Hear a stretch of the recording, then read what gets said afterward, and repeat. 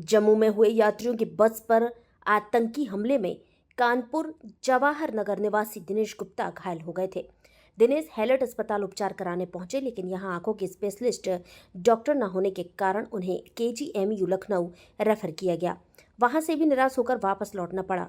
सूचना प्राप्त होने पर विधायक अमिताभ वाजपेयी ने आज दिनेश से मिलकर व्यक्तिगत रूप से 20,000 रुपए की आर्थिक मदद की, जिससे AIIMS दिल्ली जाकर वो अपना इलाज करा सके एवं हर संभव मदद का आश्वासन दिया। मुख्यमंत्री को पत्र लिखकर आर्थिक मदद करने का अनुरोध किया। भाजपा सरकार हर तरह से फेल है, न आतंकी हमला रोक पाई, आतंकी हमले में घायल दिनेश का इलाज भी न करा पाई। भाजपा के स्वास्थ्य मंत्री ब्रजेश पाठक पूरी तरीके से निष्क्रिय हैं। जनता पर न ध्यान देकर दूसरे पार्टी नेताओं को लाने में ज्यादा व्यस्त हैं। गरीब आदमी को स्वास्थ्य सुविधा नहीं मिल पा रही है। भारत संवाद से विशाल सैनी की रिपोर्ट।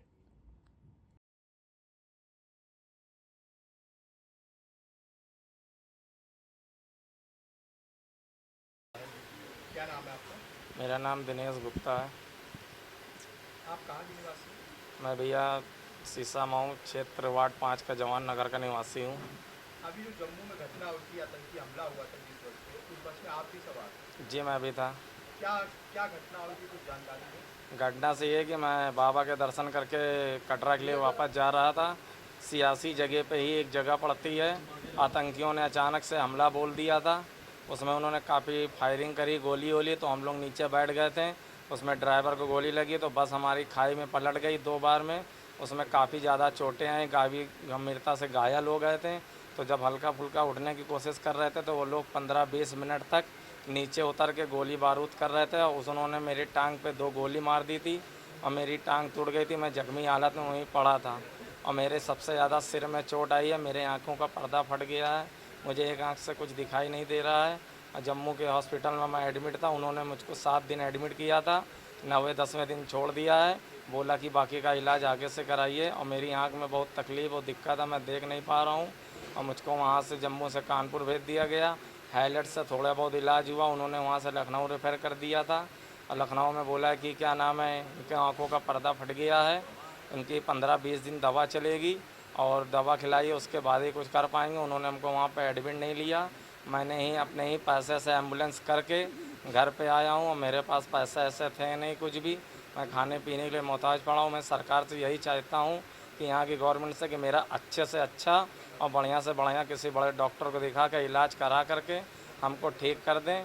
और मेरे घर में कोई करने खाने वाला नहीं है, मेरे पास पैसा कौड़ी नहीं है, मेरे घर में राशन पानी नहीं है।